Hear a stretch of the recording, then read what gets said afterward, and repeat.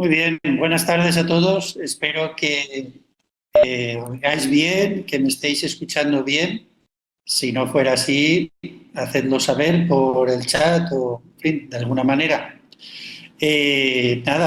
Buenas tardes otra vez y vamos, mi intención en esta tutoría es un poco pues revisar algunos temas, creo que básicos, importantes, relativos al módulo y que un poco pues veis en la pantalla, seguramente lo podréis ver.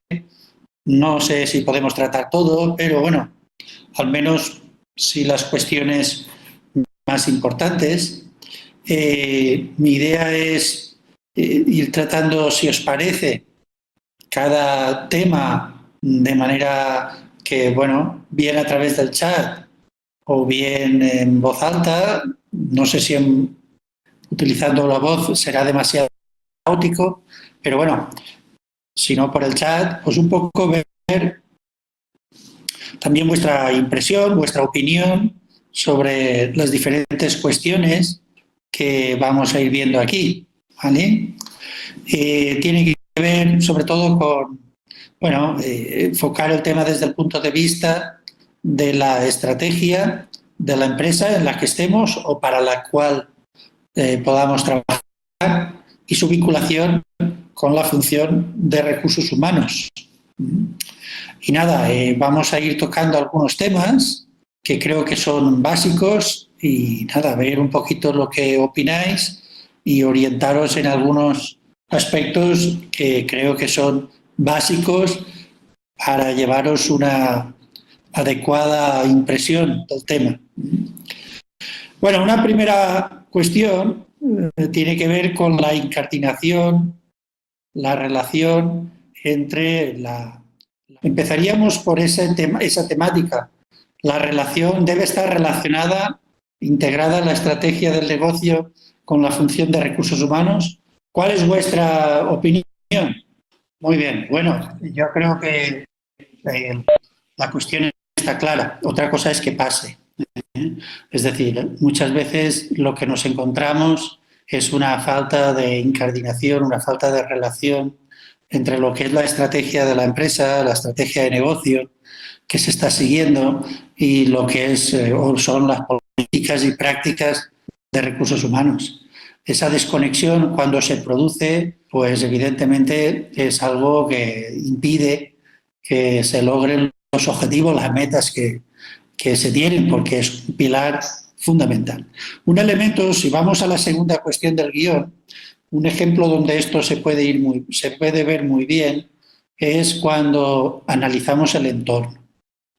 Uno de ellos, por supuesto, lo veremos después, es el tecnológico, ese es básico, ahora después lo retomaremos, pero hay otros que a veces pasan más desapercibidos y que cuando no se han anticipado en términos de recursos humanos, es que, bueno, pues difícilmente se puede lograr las metas. Uno de ellos, una dimensión del entorno en el que me gustaría focalizar la atención por su interés, es el social y más concretamente las nuevas generaciones de trabajadores y el grado en que las empresas, para conseguir sus objetivos, pues han de tener en cuenta estratégicamente cuáles son los valores, cuáles son los comportamientos de esas nuevas generaciones de trabajadores jóvenes, a veces llamados millennials, en fin, pueden utilizarse diferentes etiquetas, pero que están ahí y que, bueno, seguramente si no se tienen en cuenta en las políticas y prácticas de recursos humanos, pues difícilmente vamos a conseguir objetivos a medio plazo, tal y como están las cosas. Bien, ¿cómo veis el tema de estas nuevas generaciones? ¿Hasta qué punto están cambiando, en fin, la manera de actuar de las empresas o las empresas niegan esa realidad? ¿Existe? ¿No existe? ¿Cuál es vuestra opinión al respecto? En los nuevos, digamos, en esa dimensión social del entorno, esa, digamos, mano de obra joven qué valores tiene, qué ha de hacer un poco las prácticas políticas de recursos humanos en ese sentido para conseguir los objetivos estratégicos de la empresa. ¿Cuál es vuestra perspectiva o vuestra opinión? Bueno, muy bien. Veo los comentarios. La verdad es que es un tema que ahora está muy candente en la actualidad de las empresas, el tema de cómo integrar, cómo entender a las nuevas generaciones. Yo creo que eso siempre ha pasado, en cierta medida. Lo que pasa ahora, uno de los comentarios va en esa línea.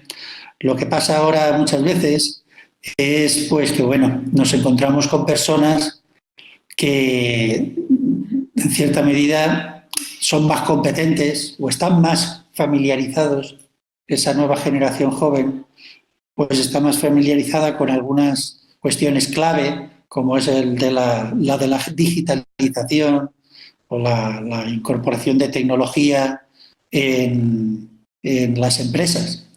Y por otra parte, otra faceta que sale aquí son el tema de los valores, los comportamientos, etcétera.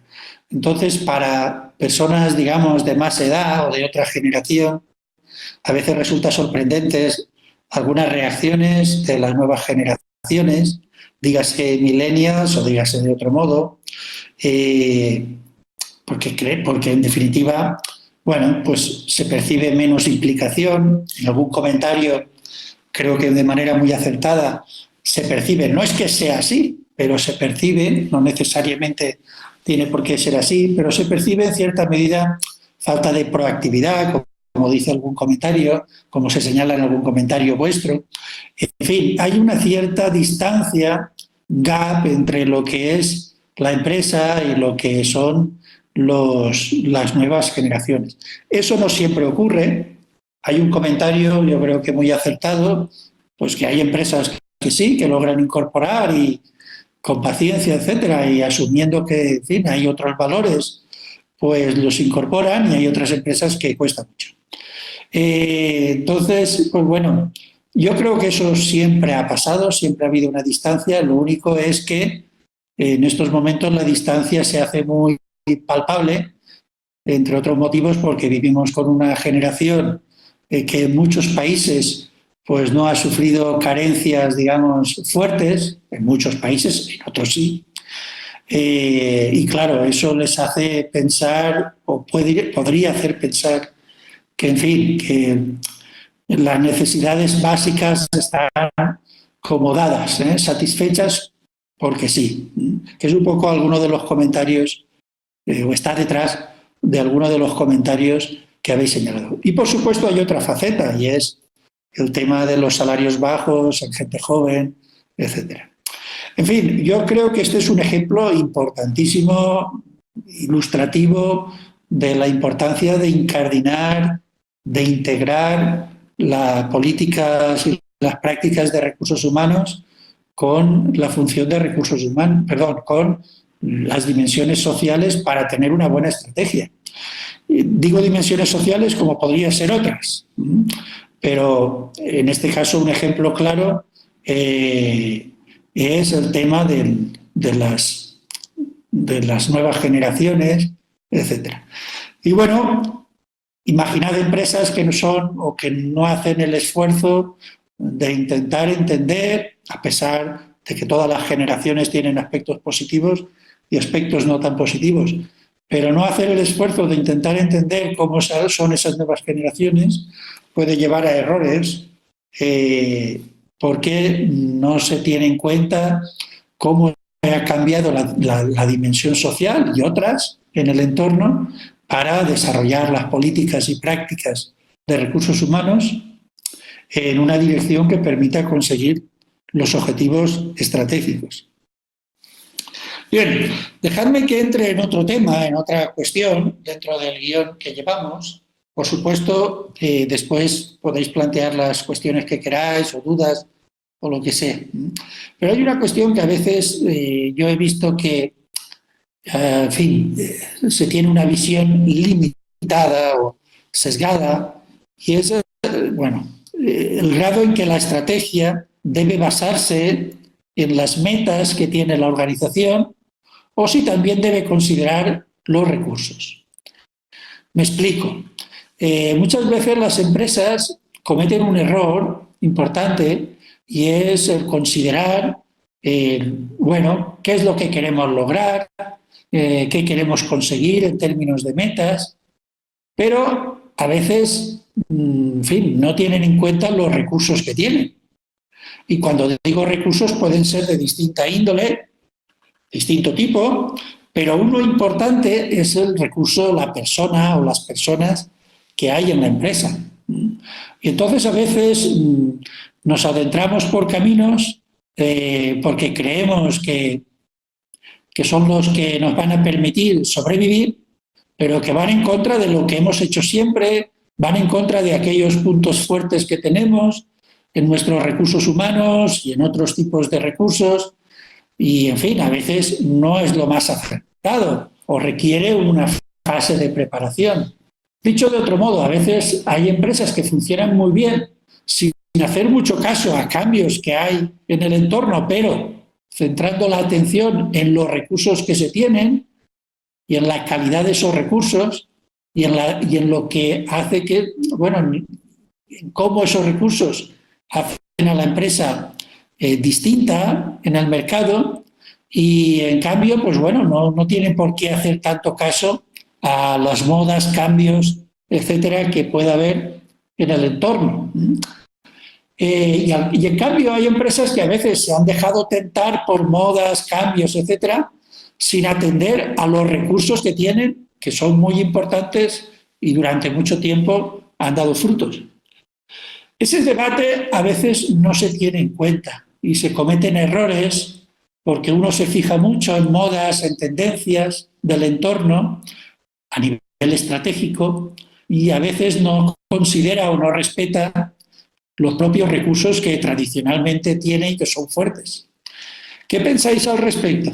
¿Pensáis que los recursos propios, positivos, fuertes, son un tema a considerar para definir la estrategia? ¿O para definir la estrategia simplemente vale la tendencia en el entorno, los cambios en el entorno, etcétera? ¿Qué pensáis al respecto? Muy bien, me gustan mucho vuestros comentarios.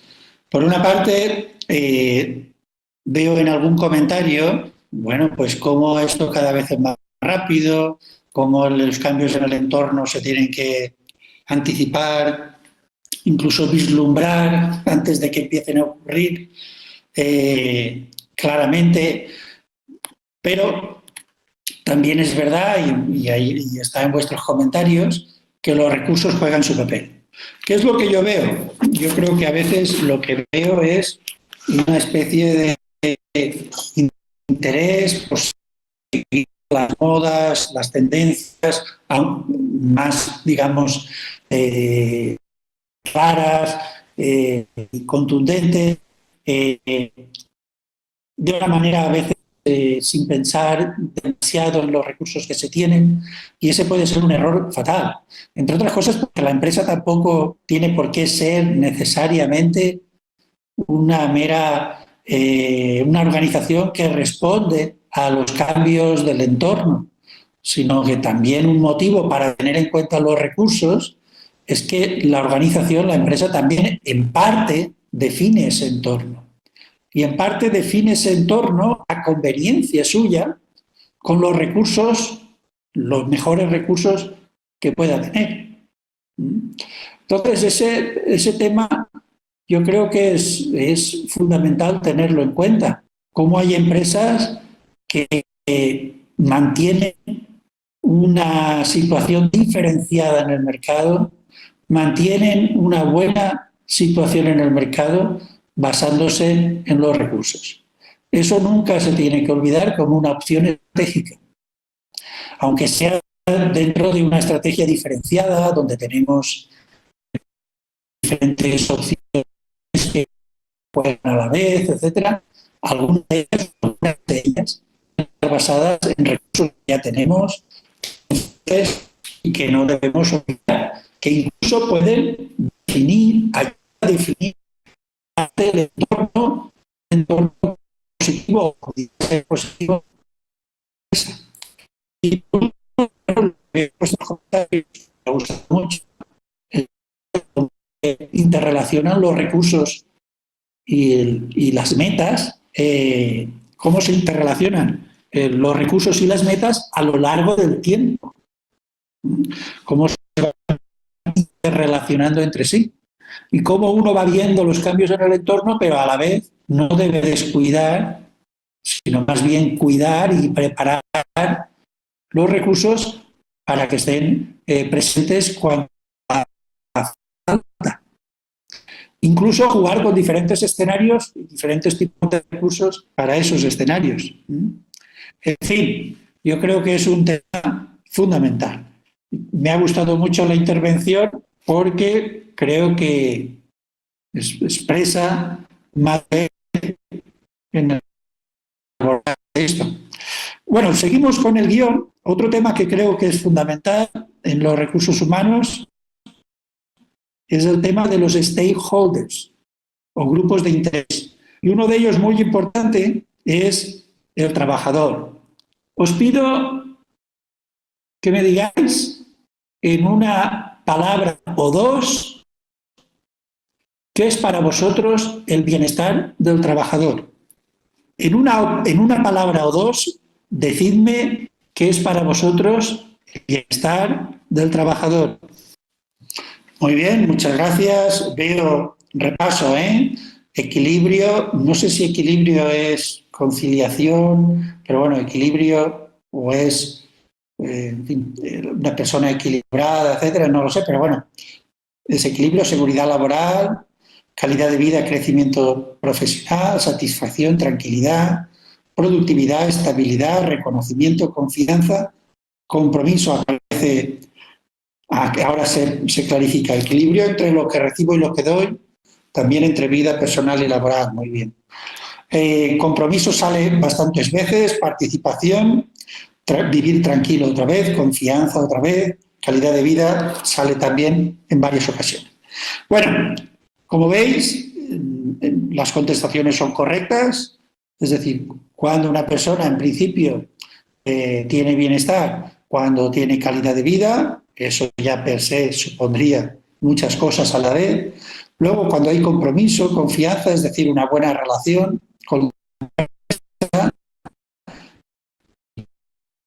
sus responsables, ese equilibrio también entre lo que recibo y lo que doy tiene que ver con esa calidad de la relación que hay detrás también de que hay de un buen compromiso, de un reconocimiento, etcétera, determinadas condiciones de trabajo que han de ver con la participación, han de ver con la estabilidad laboral, que tienen que ver con la seguridad, tiene que ver también con la conciliación, esa segunda faceta de ese equilibrio que se señala, en fin, toda una serie de condiciones, crecimiento personal, satisfacción, de condiciones del entorno laboral que también tienen que ver pues, con el bienestar de la persona. Bueno, genial, muy bien. Yo lo único que os digo es que en recursos humanos, si trabajáis en recursos humanos de una manera u otra, algo que siempre está claro es que las personas se van a quejar en términos de bienestar y de otros términos, pero de bienestar se van a quejar. Lo único que puede hacer, lo digo de manera bastante sincera, la función de recursos humanos es incidir en aquello de lo que la gente se queja. Voy a poner dos escenarios, bueno, simplificados de manera simplificada para ser pedagógico. Un escenario es el de unas altas dosis de demanda, unas condiciones laborales, digamos, poco cuidadosas, donde la gente está muy estresada, etcétera, o demasiado tranquila, entre comillas, etcétera. Un entorno, digamos, poco rico, y entonces la gente se puede quejar demasiado trabajo, demasiado estrés y poca autonomía, porque bueno, se les presiona. O se puede quejar porque está todo mal organizado, demasiado tranquilo. En algunas empresas públicas, al menos en Europa, eso a veces ocurre, etcétera. Demasiado poco retador, etcétera. Es decir, entornos pobres porque se pide mucho, pero se da poca autonomía, esa participación que ha señalado alguien. O entorno pobre porque no hay retos, es demasiado aburrido, demasiado tranquilo. Ese es un tipo de queja. Y ese tipo de queja es una queja, digamos, que se tendría que evitar. Y por tanto, una concepción de calidad de vida que debería evitar esos entornos pobres. Pobres porque son estresantes, sin dar participación, autonomía al trabajador, o bien son pobres porque son demasiado rutinarios, poco estresantes. Quejas por ahí, personalmente creo que se deberían evitar, gestionando los recursos humanos y en los entornos laborales de otra manera. El otro gran escenario, simplificando mucho, es el de otra queja, que es la de aquí siempre estamos haciendo cosas nuevas, siempre estamos aprendiendo, siempre estamos... Ese escenario es un escenario de demanda, de estrés, pero de un estrés que debería estar acompañado de participación del trabajador. Que el trabajador pueda en parte decidir, pueda en parte tomar decisiones en relación con su vida laboral. Ese segundo escenario es el que, a mi entender, es el que mejor describe a grandes rasgos el bienestar del trabajador. Es decir, que las quejas os vengan porque la gente está aprendiendo, tiene siempre retos, etc. Está muy demostrado y cada vez más demostrado. Hay un área muy bonita de trabajo en la actualidad, que es la neurociencia, y está cada vez más demostrado que la participación activa en entornos ricos,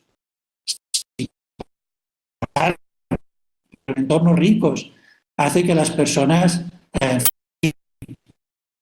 más sus capacidades, desarrollen más conexiones neuronales, sientan mejor, vivan incluso más, etc. Y en el entorno pasamos muchas horas.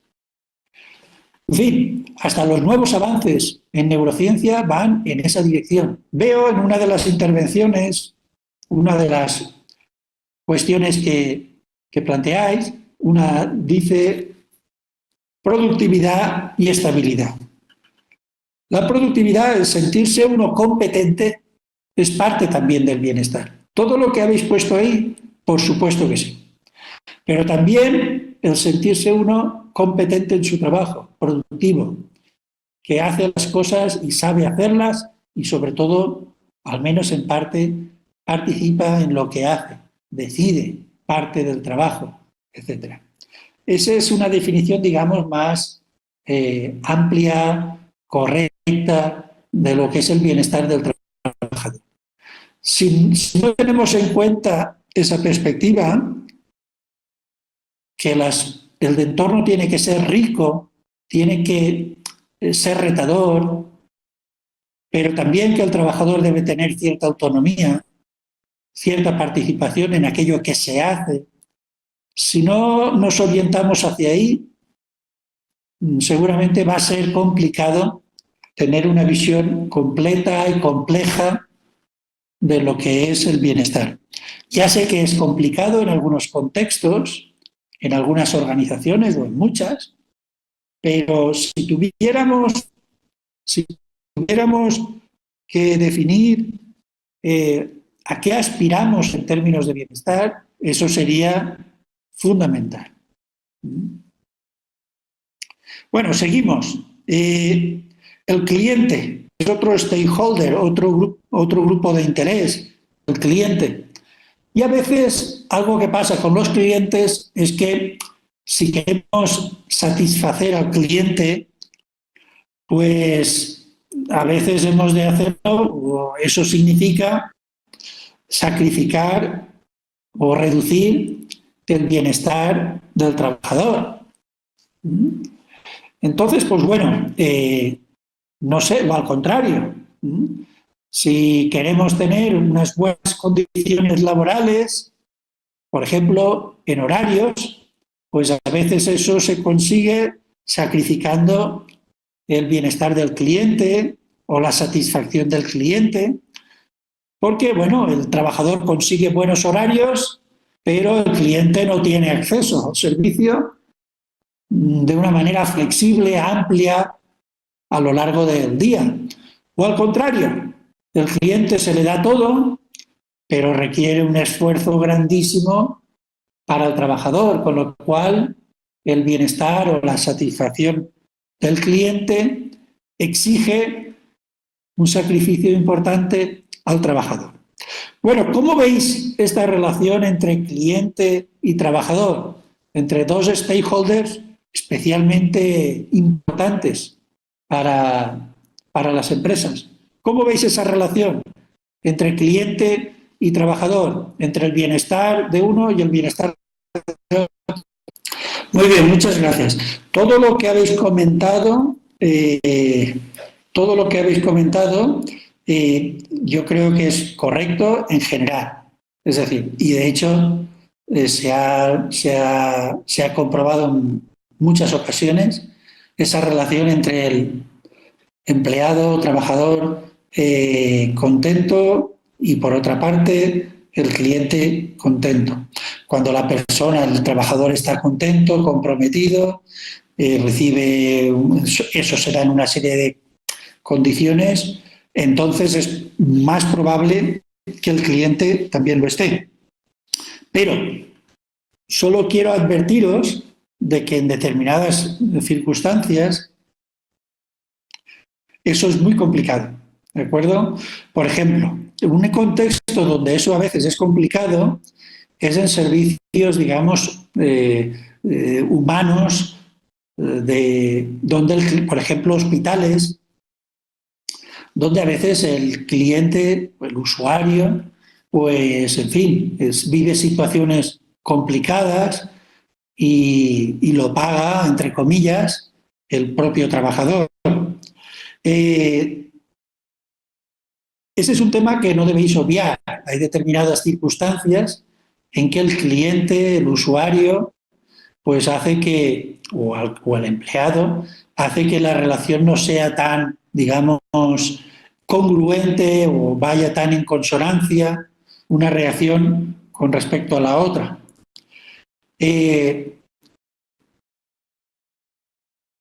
Otro elemento fundamental en lo que decís es que la relación siempre es unidireccional. Es decir, por ejemplo, el comentario de cuando uno está comprometido, cuando uno tiene pasión, etcétera, pues eso se transmite al cliente. Eso es verdad.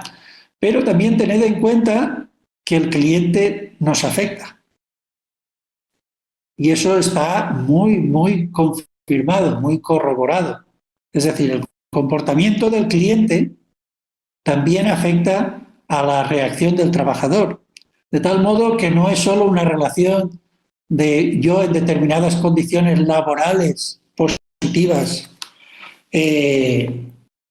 puedo dar un buen servicio y eso se transmite al cliente, sino que hay muchas circunstancias en las que el cliente acaba afectando también a la manera en que el trabajador atiende, reacciona, etc.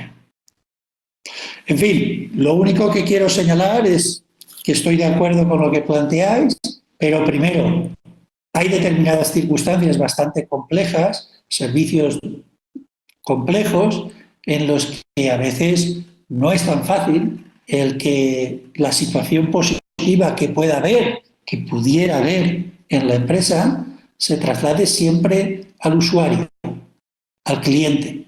Y en segundo lugar, algo que también quiero que tengáis muy claro es que el cliente no es un mero receptor pasivo, sino que con su comportamiento influye también en el trabajador.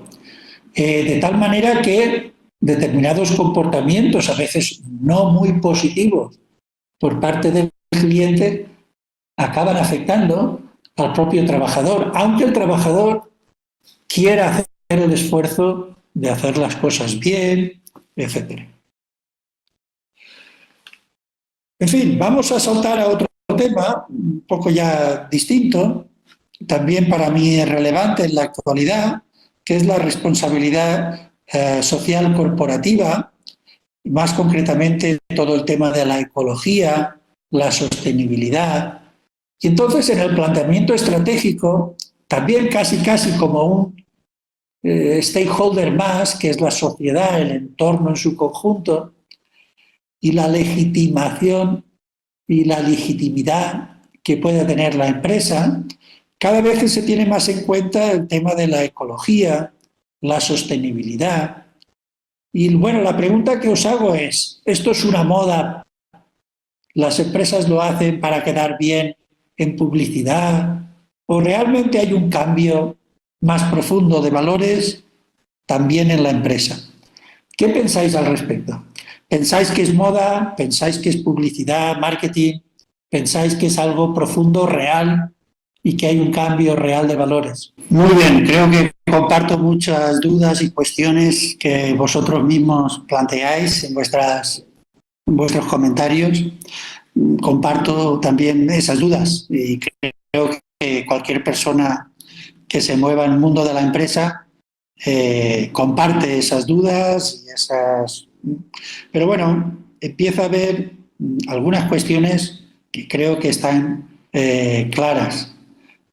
Por una parte, yo creo que es evidente que hay un cambio, que ese cambio no es congruente con lo que hemos hecho siempre, ni es congruente con conseguir los objetivos estratégicos o los resultados tal y como hemos actuado siempre. Y por tanto, pues bueno, ahora esas dudas que algunos planteáis y que creo que existen en general, pues yo creo que responden a esa dualidad o a ese debate entre lo que es conseguir los resultados como siempre, que es lo fácil, y reorientar el funcionamiento de la empresa y también las prácticas de recursos humanos para conseguir un mundo más sostenible, dejar menos huella, etcétera. Ese debate, por supuesto, existe, tiene implicaciones serias para lo que es la gestión y dirección de personas en las empresas y, en fin, tendría que hacerse o empieza a hacerse de otro modo para conseguir lograr que esa sostenibilidad y ese respeto al entorno sean reales. Por supuesto, en muchas ocasiones hay modas y en muchas ocasiones o se percibe como moda y en otras ocasiones se aprovecha para sacar determinada publicidad, etcétera. Pero yo creo que hay una cuestión clara, que hay un cambio social. Me ha gustado una intervención, bueno, pues en zonas donde la educación es alta, hay más conciencia, y en zonas en las que no es tan alta hay menos conciencia. No se puede tomar como regla general, pero creo, mi impresión es que eso es en cierta medida así. Dicho muy a lo bruto, yo en esto en Europa lo veo muy claramente. Los países más avanzados son los que más han contaminado, son los que continúan contaminando mucho y son los países que han llegado a cierto nivel de, digamos, económico y por tanto de destrucción de la naturaleza, donde hay un movimiento fuerte en temas de concienciación social, etc. Un ejemplo muy claro lo vemos en las gentes, en los jóvenes países muy desarrollados económicamente en Europa, en los más desarrollados en Europa, la gente joven está exigiendo un cambio en ese sentido. Eso es algo paradójico, pero es así. Es decir, cuando se ha destruido mucho la naturaleza por el desarrollo económico y se han logrado cotas de bienestar altísimas, es cuando, en fin, más parece que surge ese movimiento. Bien, seguimos saltando a otro tema importante que creo yo también, otro crítico, que es la transformación,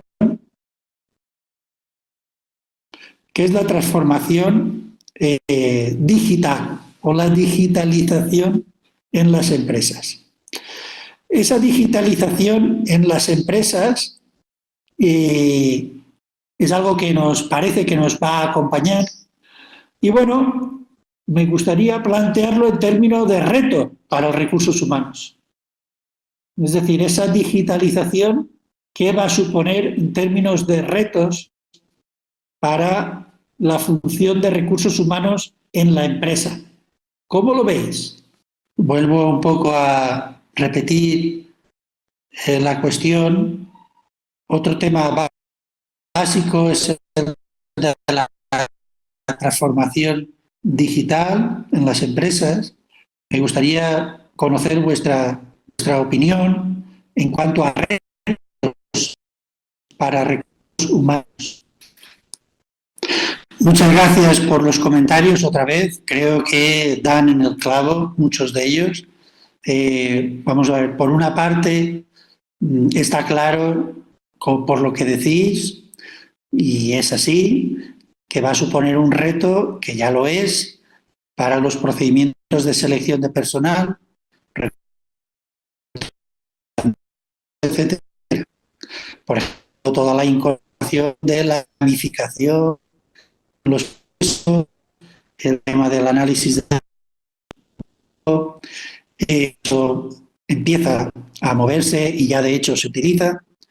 Por otro lado, otro tema que es básico y que comentáis vosotros también es el tema de la formación, la preparación de los recursos humanos para todo lo que viene. Ese es un tema básico que también va a estar ahí, evidentemente. Y bueno, sí me ha sorprendido un comentario positivamente, porque implica una madurez importante, y es que va a suponer un cambio cultural. Cuando decimos cambio cultural, podemos decirlo de diferentes, o podemos tener en cuenta diferentes matices, definiciones, pero un tema importante en el cambio cultural es la redistribución del poder. Cuando hay un cambio cultural real en una organización, en una sociedad, significa no mera cosmética, no un mero cambio, digamos, superficial, sino que si es un cambio cultural real, implica un cambio también en la distribución, en cómo se distribuye el poder. Y con la digitalización, algo que puede estar pasando es que el poder o parcelas de poder importantes están redistribuyéndose en función de los conocimientos, la preparación, quién la tiene para afrontar esa digitalización. También me gustaría comentar alguna cuestión adicional que aquí no sale en vuestros comentarios, pero que para recursos humanos también es fundamental. Una de ellas es la interpretación de emociones. Hasta ahora, cuando hablamos de recursos humanos y de bienestar del trabajador, de su compromiso, de su productividad,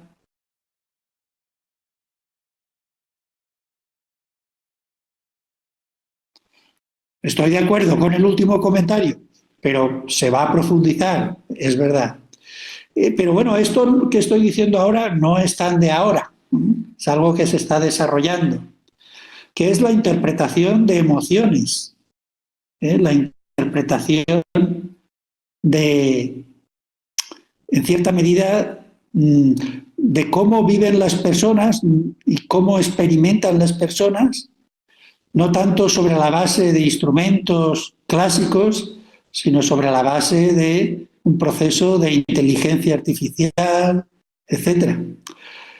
Y cómo también, bueno, pues prestan servicios ya no solo de carácter funcional, como ahora, sino también, y ya ha empezado, lo sé, pero se va a continuar, sino también por la parte emocional.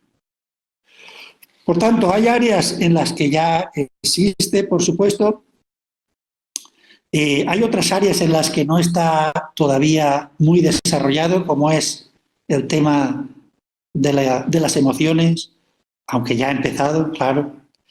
Y luego, aunque hay áreas en las que está, como es la gamificación en los procesos de selección, todavía hay un reto importante para que eso se valide y tengamos certeza de que tiene unos criterios de fiabilidad iguales a, por ejemplo, las técnicas situacionales o las muestras de trabajo, etcétera. En fin, abre todo un campo, sé que está abierto, vuelvo a recoger el comentario, sé que está abierto, pero hay todavía muchísimo, muchísimo por abrir y veremos qué puertas se cierran y qué puertas se abren. Y hay un componente funcional, hay un componente, digamos, más de eficiencia, funcionalidad, que está presente en todo esto, pero luego también hay un componente emocional de cómo utilizar esta tecnología para descifrar, interpretar y actuar también esa propia tecnología en interacción con humanos desde un punto de vista también emocional. Y ahí hay todo un campo que se está abriendo. Bueno, y dejadme terminar, antes de abrir a posibles dudas o cuestiones que tengáis sobre cualquiera de los temas estos o de cualquier otro, dejadme terminar con los salarios. Y en fin, hemos vivido una crisis importante y solo quería comentar aquí en este punto, aunque hay diferencias entre países relevantes también, bueno, pues el hecho de que se está recuperando esa tendencia al alza en el uso de instrumentos de retribución variable, en fin, sé que existe, sabemos que existe y sabemos que se está utilizando mucho, pero hay diferencias entre países y había en algunos países, por ejemplo en Europa, cierto estancamiento y parece que, bueno, pues es un indicador el hecho de que se esté recuperando los instrumentos de variable, los packs, etcétera, en fin, de que, en fin, algo de esa crisis empezamos a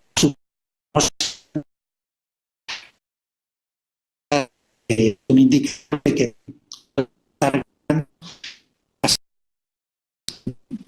y en fin, quiero dejar una parte de esta para vuestras acciones, temas que queráis, si queréis comentar algún tema, hacer alguna pregunta sobre alguno de estos temas, sobre otros, pues ahora es el momento.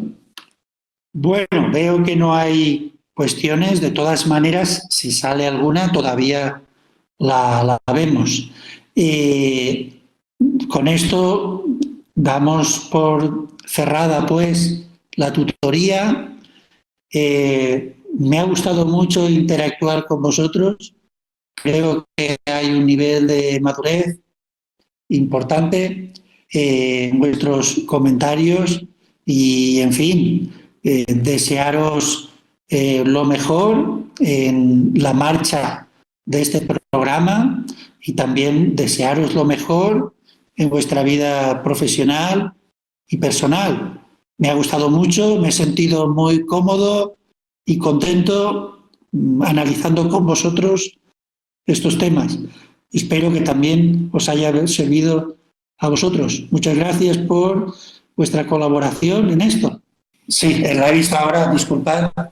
Bueno, pues nada, la cuestión que plantea Hernán del Río es, como líder, ¿usted cómo cree que se puede inferir o premiar al equipo de trabajo cuando la organización no tiene un esquema que acompañe la premiación por meritocracia?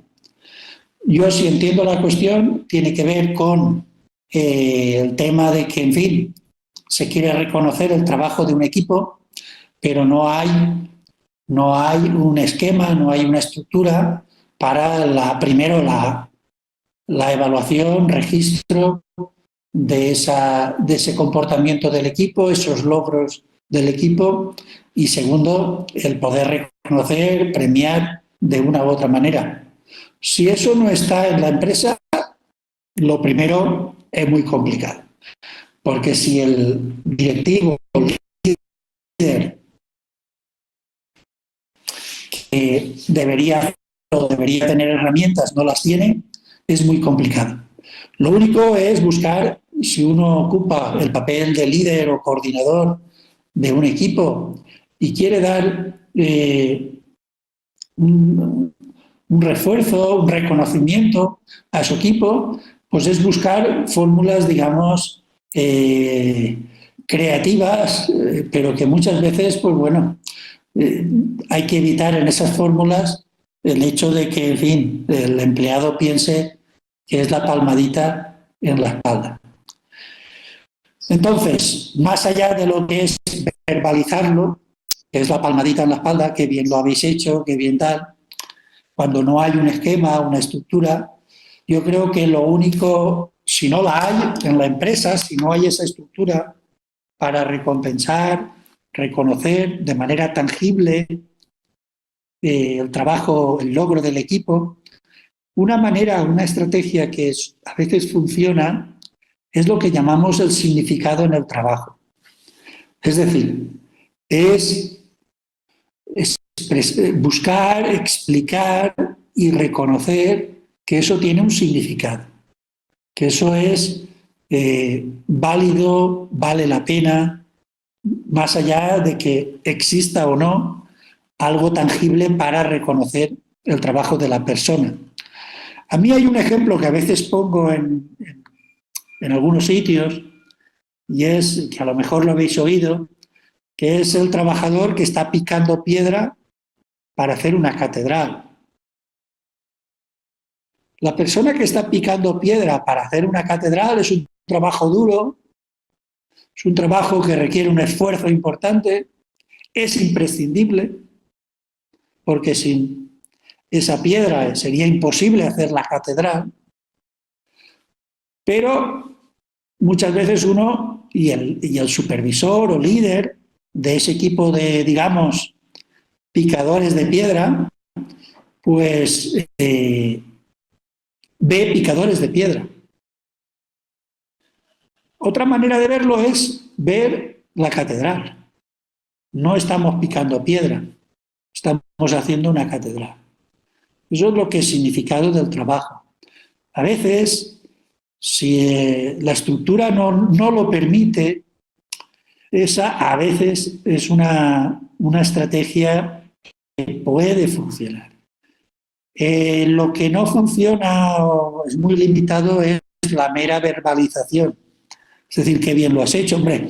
Eso, como decimos aquí, que no sé si diréis ahí, en otros países, pues bueno, en fin, toda piedra hace pared. O cuanto más azúcar, más dulce. Vale, bien. Pero si conseguimos darle ese sentido, ese significado al trabajo, puede ayudar incluso en situaciones donde la estructura de la empresa no permite tener elementos tangibles con los que recompensar, premiar el trabajo de los equipos. Esa es una vía que puede utilizarse, pero es difícil, ¿eh? Si no el directivo, la empresa no establece esos mecanismos, es complicado. Veo otras cuestiones, a ver, ¿cuál piensa usted que es la mejor forma de mostrarse más en un ambiente de trabajo en el cual es muy complejo?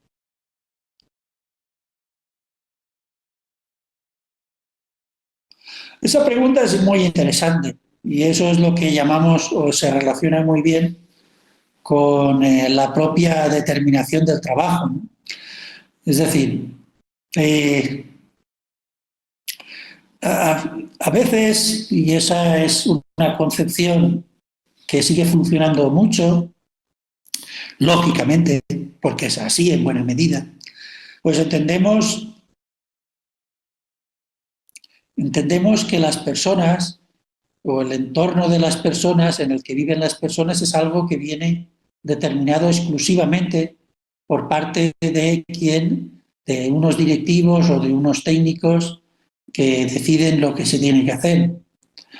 La pregunta, si la entiendo bien, de Ronaldo, tiene que ver con cómo tener más peso, más incidencia en el ambiente de trabajo, cuando la participación es complicada o muy limitada.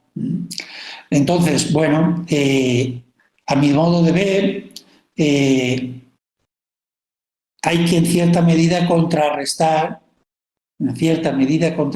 esa concepción que se tiene en muchas empresas de que lo que se tiene que hacer y cómo se tiene que hacer viene dado desde el diseño del propio entorno de trabajo, del diseño de los procedimientos, etc. Y entonces, pues bueno, yo creo que en ese sentido, cada vez más son los que apuestan por entender y aceptar que se pueden hacer bien las cosas de diferentes maneras. Y una de ellas, y en muchas de ellas, la participación del trabajador puede estar.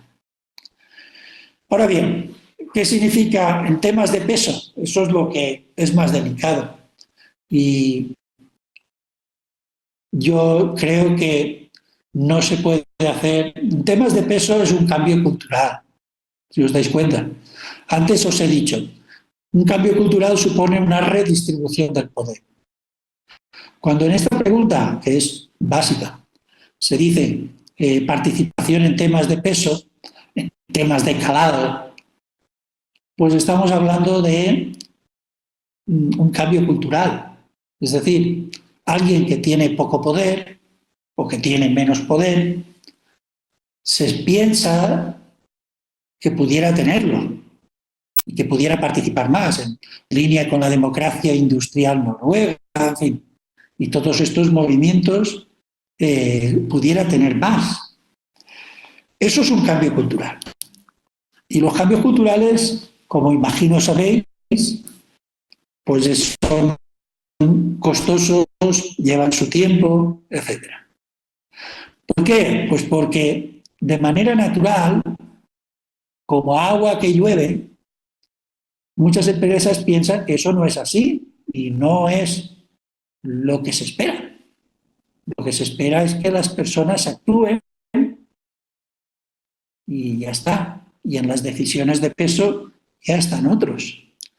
Por tanto, si es un cambio cultural, como veis, porque es una redistribución del poder, es otorgar un poquito más de poder a quien tiene menos poder en la empresa, eso puede ser muy positivo porque es hacer las cosas bien, mejor incluso, pero de otra manera.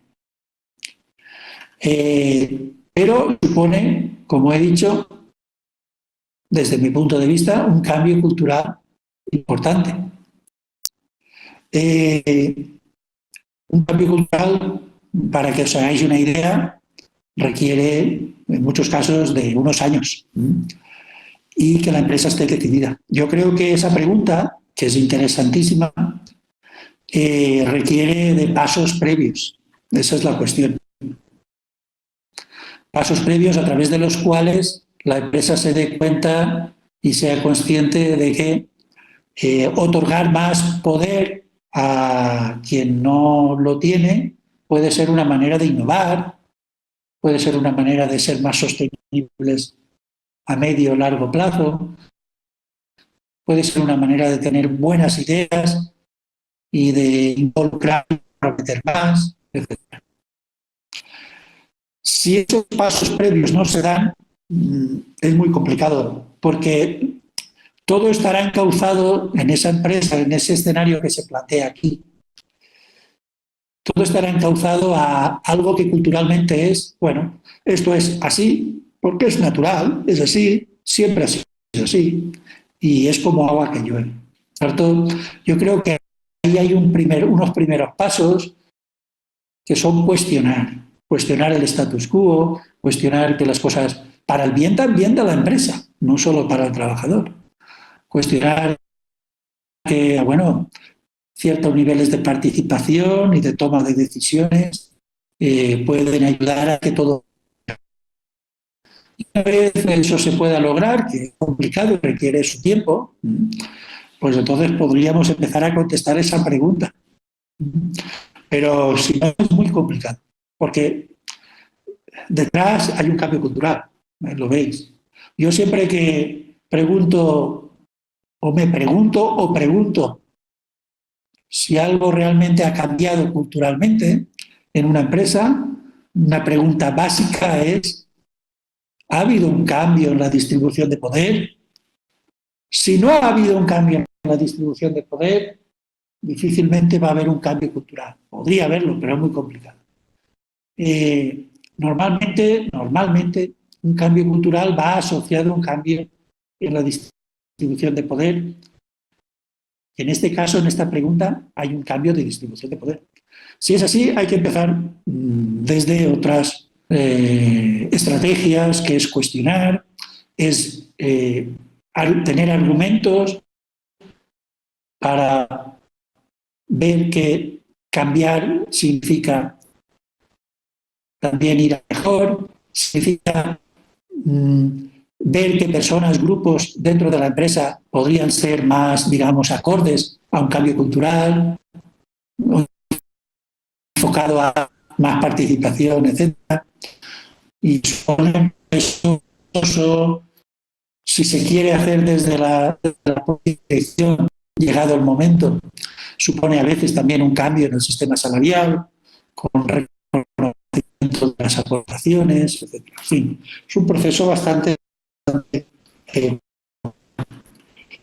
seguimos a ver, ¿cree que esas de personal son a la hora de gestionar los recursos humanos en la empresa? ¿Cómo?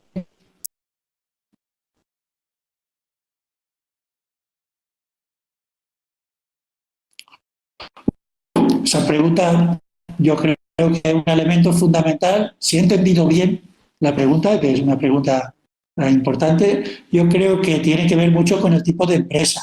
Entonces, pongo dos ejemplos extremos, ¿no? Un ejemplo extremo de ratio donde por cada empleado se pueden atender muchísimos clientes, sería, no sé, seguramente un call center o algo parecido, donde, bueno, aplica un protocolo y, y se busca el contacto continuado con clientes. Por ejemplo, otro muy parecido es el de la venta por teléfono, etcétera. Hay un protocolo ahí, y se busca el máximo número de respuestas positivas por parte del cliente. Ahí puede haber un abanico grandísimo. En el extremo opuesto, por ejemplo, está la atención a personas vulnerables en servicios complejos. Ahí la ratio es muy pequeñita. Cada empleado puede tener en determinadas organizaciones muy pocos clientes, usuarios. Por ejemplo, pensar en empleados que tienen a personas con discapacidad intelectual, ahí muchas veces la ratio se tiende a una ratio muy pequeña. Yo creo que eso va a variar en función del tipo de empresa, más allá de que la empresa quiera optimizar, por supuesto, y quiera conseguir la mayor eficiencia posible en esa ratio. Voy siguiendo, a ver un comentario de Carolina. Carolina Bus. Yo considero que existen muchas formas de premiar a los equipos como independientes de la organización y sus políticas. A veces con permitirles exposición, que presenten ante directivos o darle un permiso especial algún día, son formas que no requieren necesariamente estar escritas y son igualmente instrumentos válidos. Bien, sí, yo recuerdo, pensaba en la cuestión que eso no era posible y que se buscaban otras formas más intangibles. Pero si esas tangibles están visibles, por supuesto, que eso pueda suceder, ok, adelante, podría ser. Darte cuenta también, que comenta Carolina, que es muy interesante, la de permitir la exposición, esa estaría vinculada a lo que os de otorgar significado. Es decir, estamos haciendo la catedral. El ofrecer esa posibilidad, que sería muy interesante, creo que de exponer los resultados, los logros, en definitiva es establecer o impulsar ese significado del trabajo. Es decir, que estamos haciendo algo que puede ser importante y la persona del equipo está contribuyendo. Bueno, no sé si hay algún comentario más. Muchas gracias otra vez a todos y a todas las que habéis participado en esta tutoría. Vuelvo a insistir, creo que sea un tema especialmente importantes en el área de recursos humanos y yo creo que en general en el mundo de la empresa. Muchas gracias otra vez y mucha suerte. Otra vez os deseo en el programa y en vuestra vida. Que vaya todo muy bien.